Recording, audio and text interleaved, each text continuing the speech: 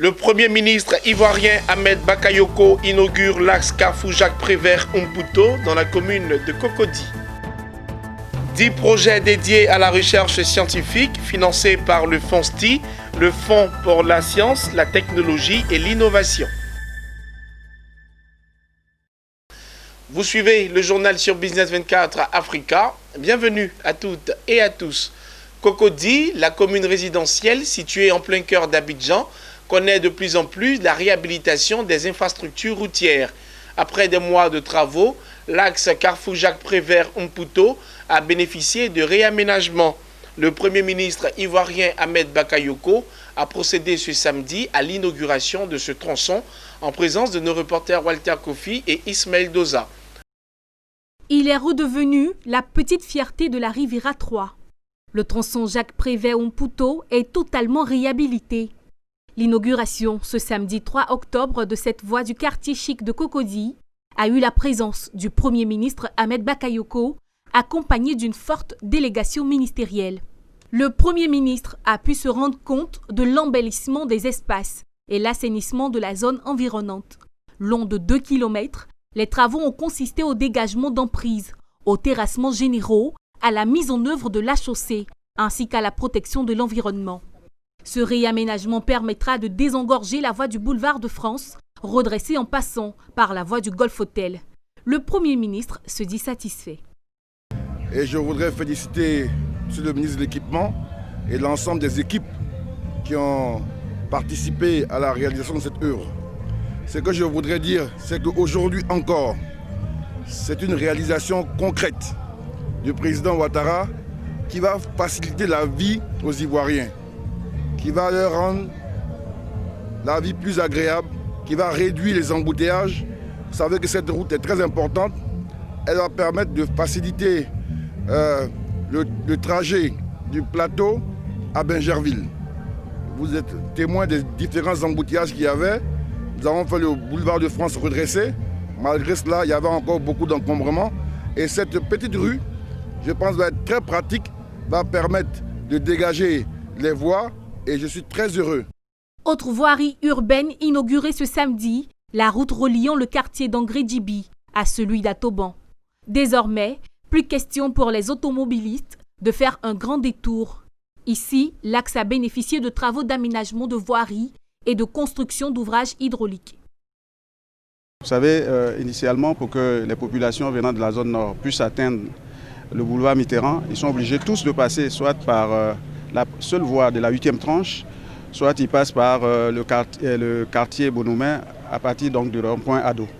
Aujourd'hui, avec la réalisation de cette voie, c'est vraiment sur 1,1 km, une arrivée directe sur le boulevard Mitterrand au niveau de la Riviera 2. L'inauguration de l'infrastructure a été faite par le ministre-gouverneur du district autonome d'Abidjan, Robert Begré-Mambé. Il s'est dit satisfait des travaux et invite par ailleurs les automobilistes et les riverains des nouvelles voies construites à faire preuve de discipline. Le président de la République est au travail, à la tâche avec le gouvernement et tous ceux qui peuvent contribuer à faire rayonner Abidjan. Et nous ne pouvons que féliciter le ministre des Infrastructures économiques et ses collaborateurs pour ces grands projets qui confèrent à Abidjan une autre dimension. Les déplacements seront plus faciles, les embouteillages vont être réduits, mais cela exige la discipline de la part des usagers et de la part de ceux qui ont des terrains à bâtir. Il faut respecter les règlements qui sont imposés par le permis de construire pour ne pas qu'on soit obligé un jour de déplacer certaines clôtures, certaines maisons. En vue d'améliorer l'efficacité des activités économiques et les conditions de vie urbaine à Abidjan, l'État de Côte d'Ivoire a entrepris un vaste programme d'aménagement des routes.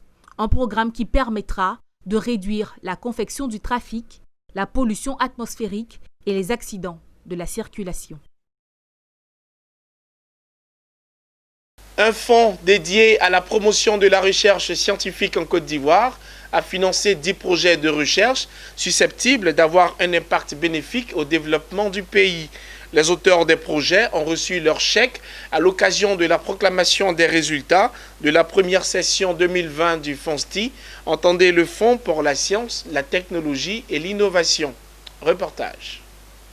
190 millions de francs CFA, c'est le montant attribué à ces professeurs et enseignants-chercheurs issus des universités publiques de Côte d'Ivoire. Ils sont au nombre de 10 à avoir bénéficié de financement pour leurs projets jugés suffisamment pertinents à contribuer au développement socio-économique du pays. Le donateur est le Fonds pour la science, la technologie et l'innovation, FONSTI. La structure fonctionne par appel de projet et invite les porteurs de projets de recherche scientifique et d'innovation à lui soumettre les propositions pouvant contribuer à l'atteinte des objectifs de développement durable. Les conditions, en fait, il fallait avoir des projets qui sont pertinents. Le FONSTI a 10 domaines de recherche, donc peu importe le domaine dans lequel on soumissionne, mais le critère principal, c'est la pertinence, l'originalité, la méthodologie et les résultats. Valorisation des déchets de la filière cacaoyère, intensification de la production de la banane plantain ou amélioration du circuit de distribution du riz, des projets parmi tant d'autres ont été présentés par les auteurs. Ces derniers ont exprimé leur satisfaction de bénéficier aujourd'hui de financement. Oui, il faut dire qu'aujourd'hui c'est une journée particulière pour nous, chercheurs, parce que longtemps nous avons demandé la mise en place d'un fonds pour la recherche et aujourd'hui c'est chose faite. La cérémonie a été rehaussée par la présence du ministre de l'Enseignement supérieur et de la Recherche scientifique, professeur Adama Diawara. Il a lancé un appel au secteur privé, les invitant à soutenir l'État dans le financement de la recherche scientifique en Côte d'Ivoire. À côté donc de l'État, qui est le principal pourvoyeur de fonds, et des partenaires extérieurs, il faut que les privés mettent un peu plus la main à la poche. Parce que vous voyez, quand on dit qu'au niveau de la Côte d'Ivoire, le financement de la recherche est de 0,35% du PIB, comparé à des pays de référence, on est très loin. Hein. On a pris le cas de la Corée du Sud qui était au même niveau que la Côte d'Ivoire dans les années d'indépendance, qui aujourd'hui est très loin de nous en termes de développement, mais la Corée du Sud consacre 4,3% de son PIB au financement de la recherche. Cela dit, il faut qu'on sache que pour ces pays de référence-là, qui finance le plus, c'est le secteur privé. Notons que le FONSTI, créé en juin 2018, est destiné à soutenir la recherche scientifique et l'innovation. 2 fois par an, le secrétariat général du FONSTI invite les porteurs de projets et de recherche scientifique à lui soumettre leurs propositions de projets. C'était un élément signé Walter Kofi et Ismaël Doza. La société de limonaderie et brasserie d'Afrique, la Solibra, a récemment procédé à la distinction d'entrepreneurs agricoles. Dénommé prix Pierre Castel, cette initiative vise à accompagner les entrepreneurs performants dans le secteur de l'agriculture. Pour l'édition 2020, c'est Tiens le nous Patience, transformatrice de produits agricoles, qui a remporté le premier prix. Reportage de Zeynab Dosso et Léon Gilbert.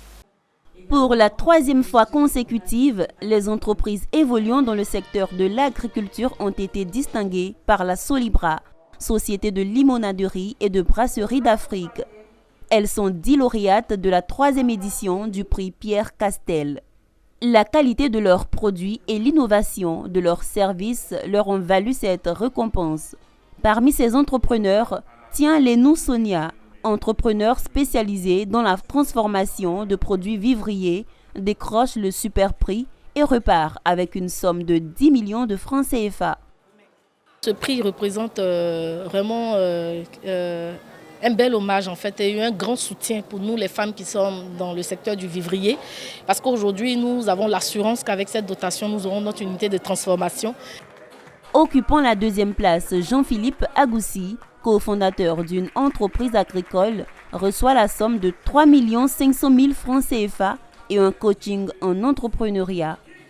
Quant aux 8 autres lauréats, ils bénéficieront également d'un accompagnement. La 3e édition du prix Pierre Castel est à la base une initiative du Fonds Pierre Castel qui s'illustre dans la promotion des valeurs entrepreneuriales en Afrique. En Côte d'Ivoire, elle est pilotée par la Solibra comme solution d'accompagnement des entrepreneurs. D'abord un prix qui a été initié par la Fondation Pierre Castel pour venir en aide aux initiatives d'entrepreneuriat des jeunes Africains qui sortent de l'école et qui ont envie de se prendre en charge au lieu d'attendre l'embauche d'une entreprise. Le fonds Pierre Castel est en fait un fonds qui agit sur plusieurs aspects. Donc premièrement, la valorisation et la mise en avant des talents de l'agriculture d'aujourd'hui. C'est pour ça qu'on a créé donc ce fonds Pierre Castel qui récompense et qui met en avant des agriculteurs qui ont des projets innovants, qui les soumettent à Solibra pour la filiale locale. Prenons la parole, Francis Batista, directeur de Solibra Côte d'Ivoire, s'est félicité de l'engouement constaté autour du prix Pierre Castel cette année. Il a encouragé les jeunes à toujours faire preuve d'innovation dans un secteur fortement concurrentiel. Plusieurs temps forts ont marqué l'édition 2020 du prix Pierre Castel. Un panel d'entrepreneurs accomplis et de coachs a meublé l'édition. Après 3 années d'exécution en Côte d'Ivoire, le prix Pierre Castel présente un bilan satisfaisant selon les initiateurs. Rendez-vous est donc pris pour 2021 pour un nouveau challenge entrepreneurial. Laure Olga Gondjou, femme politique gabonaise, a dédicacé son premier ouvrage intitulé « Instant de vie » Omar Bongo, les miens et le monde. Elle a décidé de présenter sa vie, son parcours de femme politique, dans une longue conversation avec la journaliste Djeynab Diallo. L'économie de cette cérémonie de dédicace avec nos reporters Pierre Tebeu et Marie Seri. Un ouvrage dans les bibliothèques et librairies du monde. Instant de vie, Omar Bongo, les miens et le monde. Son auteur, une ancienne commis de l'État gabonais, son Excellence Laure Olga Gondjou, née au Gabon et âgée de 67 ans. L'ancienne très proche collaboratrice du président gabonais disparu le 8 juin 2009 à l'âge de 73 ans avait son mot à dire depuis que le patron qu'elle a servi loyalement pendant plus d'un quart de siècle est décédé. Ce livre est un témoignage de son enfance, de celle qui se déclare en réserve de la République. À cœur ouvert, elle livre des pans forts intéressants de son parcours comme ministre dans le Parti démocratique gabonais et à la médiature de la République. Dans chaque page, il y a une part d'elle qui transcende, des souvenirs qui ont forgé le caractère de l'auteur.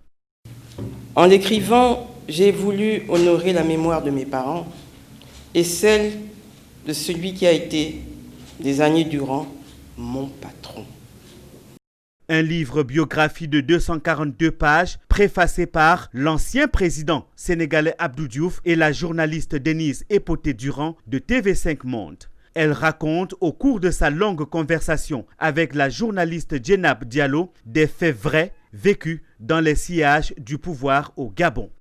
Et en décidant d'écrire, j'ai voulu convoquer la mémoire d'Omar Bongo Ondimba au moment où, au Gabon et ailleurs, beaucoup trop de gens oublient trop vite les leçons de vie, de paix et parfois de gouvernance qu'il a pu nous donner.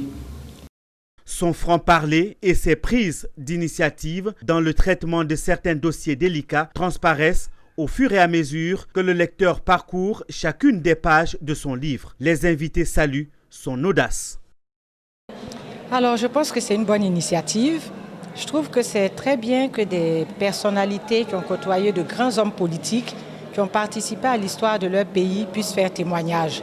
Parce qu'avec le temps, évidemment, on oublie beaucoup de détails. Et c'est important de se replonger dans l'histoire parce que, comme on dit, l'histoire se répète. Donc c'est très important. En tout cas, je félicite Laure, qui est une grande sœur, une amie, pour l'initiative. C'est courageux parce que ce n'est pas toujours évident. Et je lui souhaite plein succès. Et pourquoi pas un tome 2. Autrefois, l'oralité suffisait pour transmettre les connaissances. Mais aujourd'hui, on est à l'heure de l'écriture.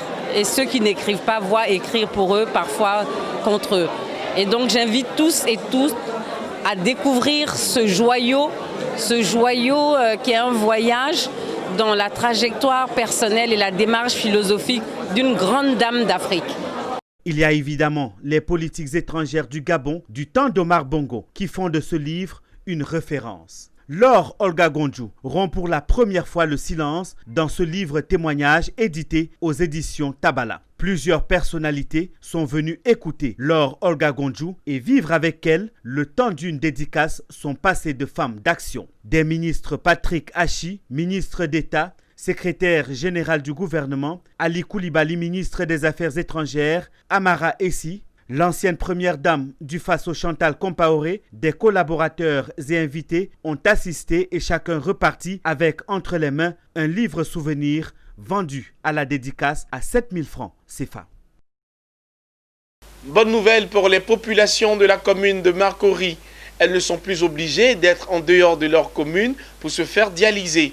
Parce que la santé, c'est la vie, le maire Abi Raoul n'a ménagé aucun effort pour permettre à ses administrés de bénéficier de 7 dialyseurs. L'acquisition de ce matériel s'est faite avec la collaboration de l'association Chaîne Espoir pour tous. Le reportage est signé Ezekiel Seri. Il est commenté par Emmanuel Bonzo. Près de 90 millions de francs CFA, c'est le montant des 7 dialyseurs au bénéfice des administrés de la commune de Marcory. Ce matériel médical sera installé dans les jours à venir à l'hôpital général de la commune. L'acquisition de ces équipements s'inscrit dans le cadre du projet « Équipons et modernisons nos hôpitaux » initié par la mairie de Marcory, avec à sa tête le premier magistrat, Abi Raoul. On a pris l'engagement de créer un projet « Modernisons et équipons nos hôpitaux ». On ne paie pas le Nord, comme on a des engagements par rapport à l'école, par rapport aux jeunes, etc. Donc nous bossons par projet, par engagement. Donc là, nous voulons respecter notre engagement sur le volet de la santé. Voilà, on a vu. Donc là, les dialyseurs, il faut le faire. Alors s'il y a encore des besoins, on va analyser ensemble. S'il faut avoir 2 ou 3 dialyseurs à Noumabo, 2 ou 3 à Lyodan, on le fera.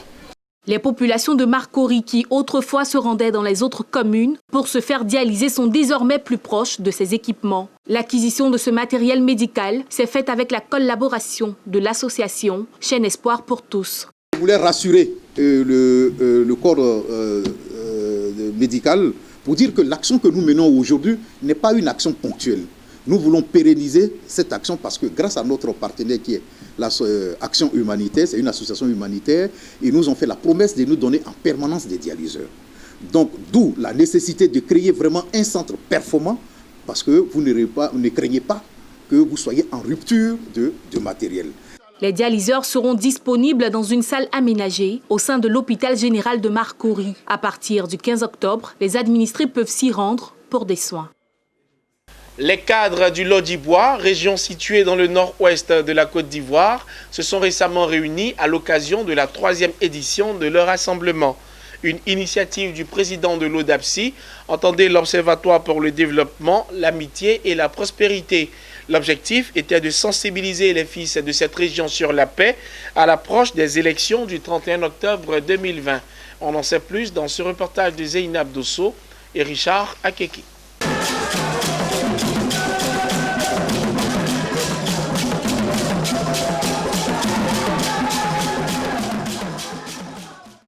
Toute la région du Lodjibois était représentée ici, dans la commune du Plateau, à l'occasion de la 3e édition du Rassemblement des cadres de la région du Lodjibois. Les fils et filles de la région sont venus célébrer leur union et réaffirmer leur engagement, celui de contribuer ensemble au développement d'un climat de paix dans leur cité.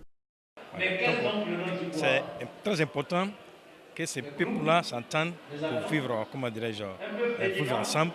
Dans la paix et dans la prospérité. Il est important que chaque cadre de Divo puisse s'imprégner des méthodes de gestion des conflits, de l'approche pour pouvoir participer à la cohésion de notre communauté et de notre ville qui nous est chère. L'exposé d'aujourd'hui, en tout cas, c'était quand même bien. Il faudrait que vraiment on comprenne comme ça pour que la Côte d'Ivoire aille de l'avant. C'est un forum à l'initiative de Bertin Zéori Paul Arnaud, président de l'ODAPSI, Observatoire pour le développement, l'amitié et la prospérité. Son intérêt pour le développement de la région du Lodjibois en fait de lui le porte-flambeau de la région.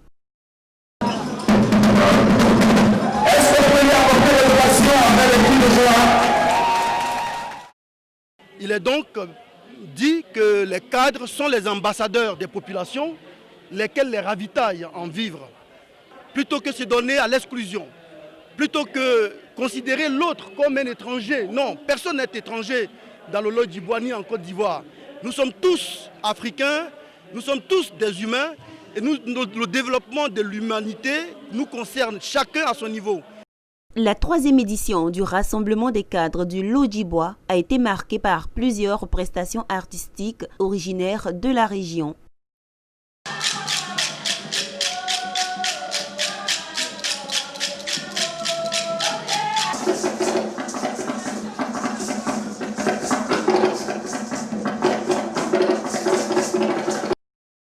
Les participants repartent satisfaits du message dispensé par le professeur Amoy Urbain sur le thème « Le flambeau et les cadres du Lodjibois engagés pour la prévention et le règlement pacifique des conflits en Côte d'Ivoire ». La région du Lodjibois est située au centre-ouest de la Côte d'Ivoire. Elle est limitée au nord-ouest par la région du Go-Gagnoa. Les actions que mène l'Observatoire pour le développement, l'amitié et la prospérité depuis novembre 2015 visent à promouvoir le bien-être des jeunes, des femmes et des chefs de famille originaires ou résidents de la région. L'édition 2020 de cette importante rencontre vient à point nommé à l'approche du scrutin présidentiel d'octobre 2020.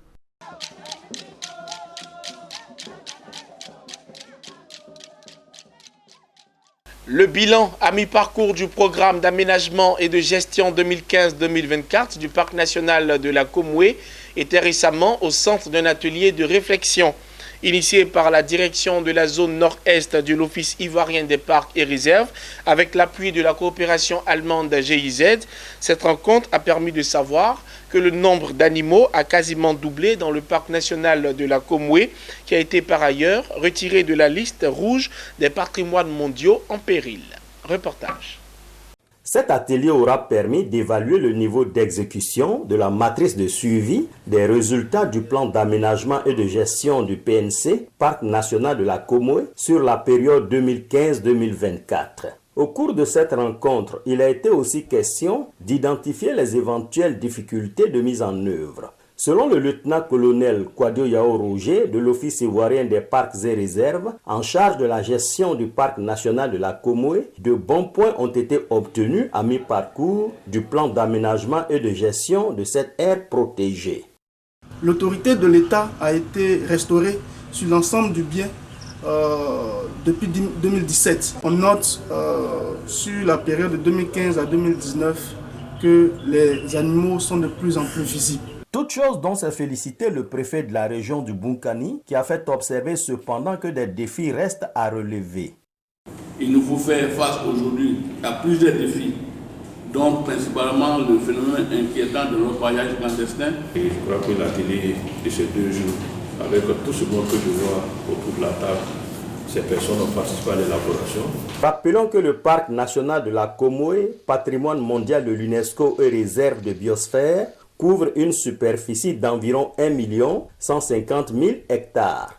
Cet élément de Joseph Assalé met un terme à cette édition. Merci de nous avoir suivis. Les programmes se poursuivent sur Business 24 Africa.